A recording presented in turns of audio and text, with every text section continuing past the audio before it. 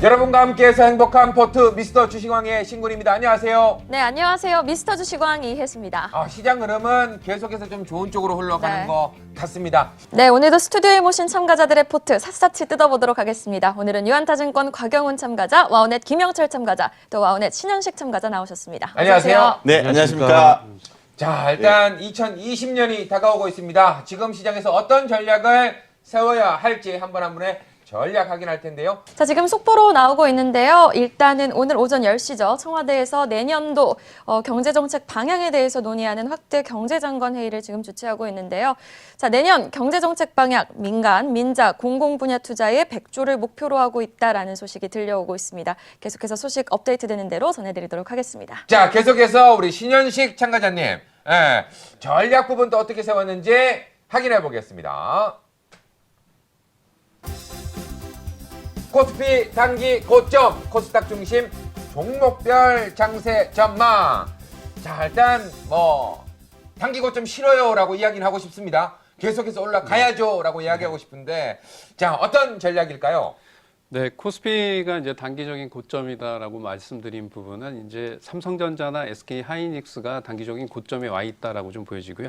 오늘 같은 경우에도 외국인들이나 기관이 IT 쪽에 중심으로 매수가 좀 많이 들어왔습니다. 그래서 라이언 투자자들 같은 경우에는 실질적으로 코스피 주식에서 이제 삼성전자나 SK 하이닉스를 안 갖고 계시면 좀 소외되는 흐름이 좀 많이 나타나고 있는데, 주가 자체는 상당히 많이 올라와 있다. 그렇지만 이제 반도체 업황 자체가 내년에도 좋아질 거고요. 이제 향후에 업황 자체가 좋아지는 건 반도체와 5G는 분명히 좋아집니다.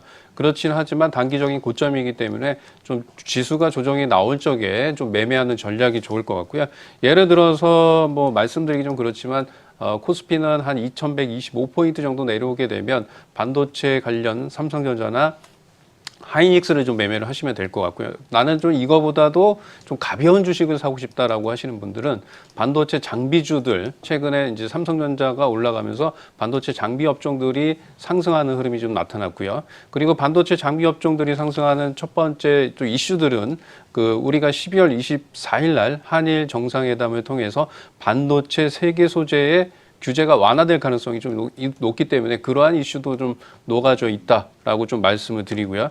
그럼 우리는 과연 어떤 종목들을 투자를 하셔야 되냐면, 코스피와 코스닥 지수 중에서 코스닥이 상대적으로 좀 잘 못 올라왔습니다. 그렇죠. 근데 수급적으로 좀 보면 좀 뭔가 좀 보시면 어떤 업종의 섹터가 좀 움직일 가능성이 좀 높은 게 보여요. 뭐냐면 코스닥을 중심으로 해서 바이오 섹터들 중에 기관의 매수세가 상당히 좀 많이 들어오고 있다는 거. 기관의 매수세가 네. 이때는. 네, 그래서 이게 지금은 일단은 단기적으로는 반도체, SK 하이닉스나 삼성전자를 매도하고 바이오 섹터에서 기관들이 매수하는 종목들로 좀 포트폴리오를 교체를 하는 전략이 괜찮지 않을까. 그리고 상당 부분 지금 코스닥 지수도 많이 올라왔어요. 근데 이제 코스닥에서 시가총액이 높은 건 바이오입니다. 근데 그렇죠. 바이오가 움직이지 못했단 말이에요. 그래서 저도 이런 바이오 섹터가 코스닥을 중심으로 해서 올라갈 수 있기 때문에 앞으로는 이쪽 바이오 섹터에 좀 관심을 갖자. 이렇게 좀 보고 있습니다. 네, 알겠습니다. 일단은 코스피는 단기적 조정 구간에 진입을 했고 코스닥 제약바이오를 중심으로 기관의 매수세가 쏠리는 곳을 집중해보자라는 말씀 짚어주셨습니다.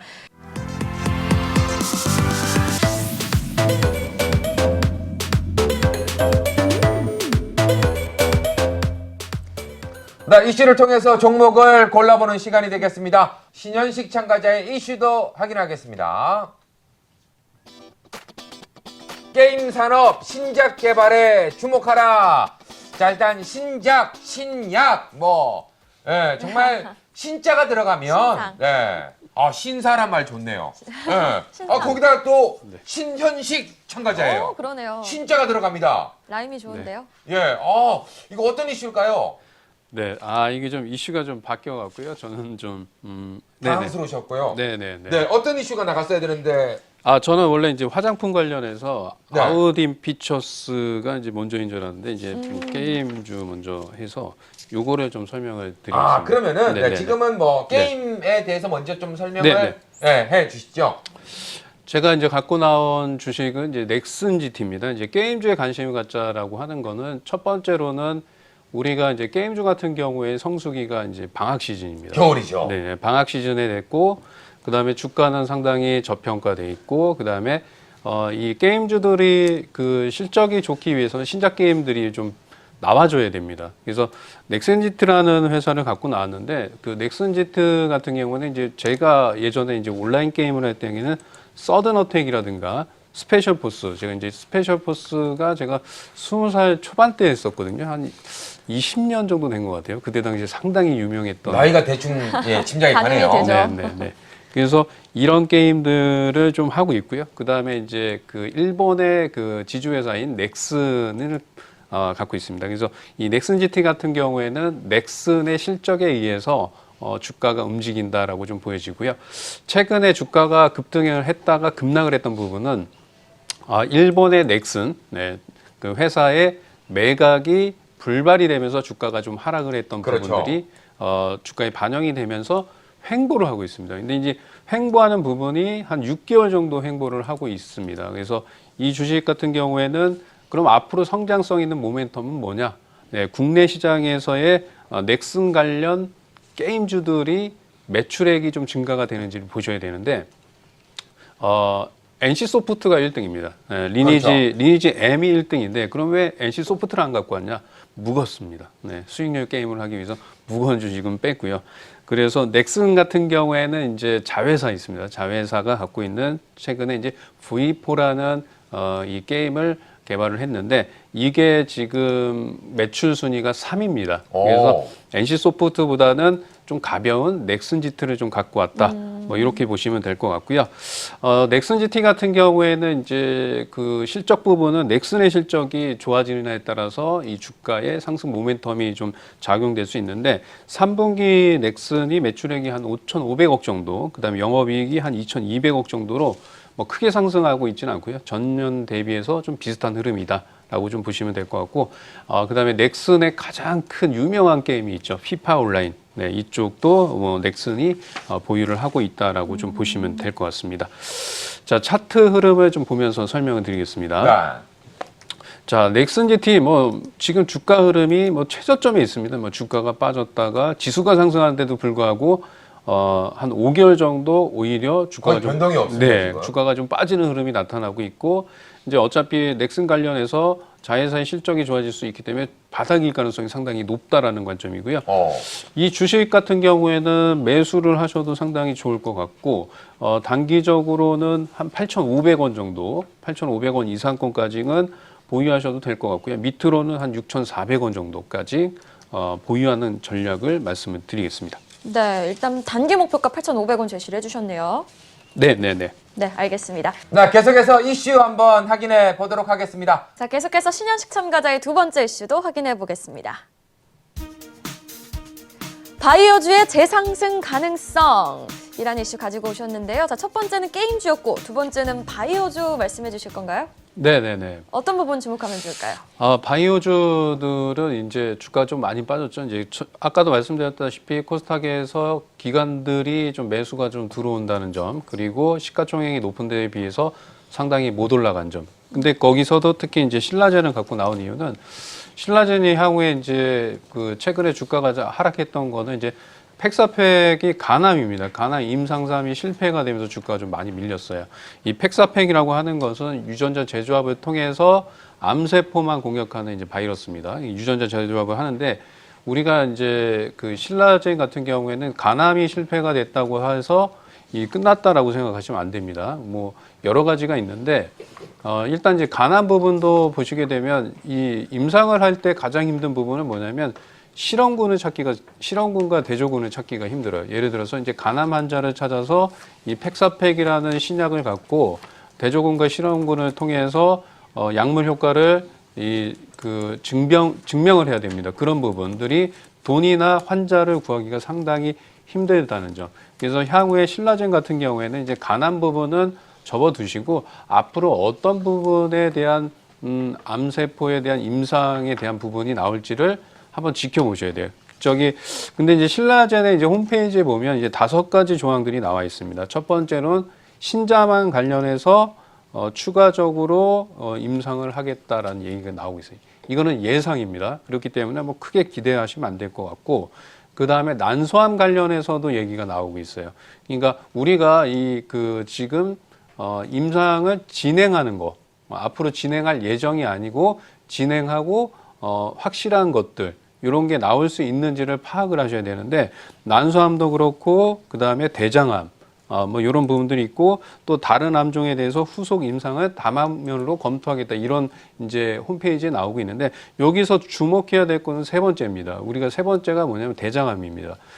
이 신라젠 같은 경우에는 예전에 저번 달이었나 그래요. 신라젠 같은 경우에는 전이성 대장암에 대해서 유럽 종합학회에서 암이 완전 사멸됐다라는 임상 1상에 대한 결과를 발표가 됐습니다. 그래서 홈페이지에 나왔던 세 번째 대장암에 관련 이 결과를 내년 임상 결과를 확인할 수 있다라고 얘기를 했어요. 내년에. 그래서 저는 이제 전이성 대장암이 임상 2상을 갈 가능성, 이 부분이 임상 1상이 상당히 좋게 나왔기 때문에 이 대장암 관련해서 임상 2상이 나오면 주가는 상승할 가능성이 높다라는 점이 첫 번째로 이 주식을 사야 되는 이유고요. 그다음 두 번째로는 수급적으로입니다. 수급적으로 코스닥이나 코스피는 상당히 많이 올랐어요. 근데 코스닥의 시가총액이 높은 바이오나 제약주들, 특히 바이오주들이 상승하지 못했기 때문에 가격적 메리트가 상당히 높다라고 좀 보여지고요. 신라젠의 차트를 한번 좀 보겠습니다. 신라젠 차트는 지금 이제 14,000원대에서 횡보하는 흐름이 좀 나타나고 있고요. 전저점 라인대가 13,000원대인데 12,500원 라인대만 이탈하지 않으면 좀 길게 끌고 가셔도 됩니다. 한 2만 원 정도. 저는 좀 길게 끌고 가는 2만 원 정도까지 보시면 될 것 같고, 한 가지 더 이슈는 내년 그 1월 달에 바이오 학회가 좀 열려요. 직접적인 상관은 없지만 이 바이오 학회가 열리게 되면 한번 바이오주들의 이 이슈가 좀 될 수 있다. 한번 움직일 수 있다. 뭐 이런 관점으로 매수하셔도 좋지 않을까라고 좀 말씀드리겠습니다. 네, 알겠습니다. 일단 바이오 중에서도 코스닥 바이오 내에서도 기관이 매수하고 있는 신라젠 긍정적인 흐름 짚어주셨습니다. 자, 계속해서 신현식 참가자의 새로운 편입 종목도 한번 설명을 들어볼 텐데요. 아웃인 퓨처스를 편입을 하셨어요. 네. 화장품 ODM 업체 같은데 네, 자세한 네. 설명 좀 부탁드릴게요. 네, 아웃인 퓨처스죠. 아웃 바깥에 인, 이거를 한글로 만든 회사입니다. 그러니까 무슨 얘기냐면 이 화장품 회사는 우리가 보통 이제 아웃 외관, 화장품의 디자인, 그 다음에 안에 내용물까지 같이 신속적으로 만들기 때문에 제품의 디자인이나 판매 이런 것들이 좀 빠르게 이루어지는 회사다. 그래서 아웃인 퓨처스가 도대체 뭘까? 막 이렇게 좀 궁금하신 분들이 있는데, 화장품 제조회사고요. 이 회사는 이제 세 가지 관점으로 보셔야 됩니다. 첫 번째는 미국 시장 진출, 그 다음에 두 번째 중국 시장, 그 다음에 유럽 시장 진출입니다. 그리고 이 회사의 가장 큰 강점은 동물 실험을 하지 않습니다. 이 화장품을 아웃인 퓨처스에서 만드는 화장품은 동물 실험을 하지 않는다. 즉 유기농으로 이제 화장품을 만든다라고 보시면 될 것 같고요. 이 회사를 제가 이제 추천드리는 가장 큰 이유는 중국 시장에서의 성장성입니다. 중국 시장. 우리가 10월 24일 날 한중일 정상회담이 열리죠. 원래는 이제 정상회담이 내년에 열릴 것으로 보이는데, 한한령이 풀어지게 되면 중국 시장에서의 매출이 증가될 가능성이 상당히 높다라고 좀 보여지고요. 아웃인 퓨처스 같은 경우에는 그 올 4월 달에 중국에서 마스크팩을 판매를 했습니다. 그 왕홍이라고 합니다. 왕홍이라고 하는 게 뭐냐면 그 유튜브나 이렇게 이제 팔로워가 많은 사람들을 모아다가 이 마스크팩을 런칭을 했는데 2분 만에 마스크팩이 다 완판이 됐습니다.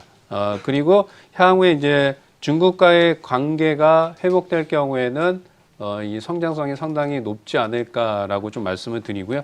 두 번째로는 이제 화장품 시장에서의 가장 센 게 이제 미국 시장입니다. 미국 시장에서 그 엘타를 통해서 미국 시장의 그 오프라인, 이쪽에서 매장이 입점하면서 향후에 성장성이 상당히 높다라고 좀 보여지고요. 차트 흐름을 좀 보면서 말씀을 드리면 네. 주가가 상당히 지금 저점권에 와 있습니다. 저는 이제 이렇게 좀 낙폭이 가대한 걸 좋아하는데 이런 주식들은 일단 보유하시고 목표 주가는 9,000원, 그 다음에 손절 라인은 6,800원까지 보는 전략을 말씀을 드리겠습니다. 네, 자 손절가 6,800원 라인 제시해 주셨고요. 미스터 주식왕 과연 반전의 드라마가 써질지 기대해 주시기 바랍니다. 네, 오늘 세 분의 포트 갖고 이야기 나눠봤습니다. 오늘 말씀 고맙습니다. 고맙습니다. 네, 감사합니다. 자, 수익률 대회다 보니 여러분들이 좀 잘 지켜보시면 충분히 수익 낼 수 있는 전략 맞아요. 세우실 수 있다는 점 알려드리고요. 저희는 내일 다시 돌아오겠습니다. 여러분과 함께해서 행복한 포트 미스터 주식 왕!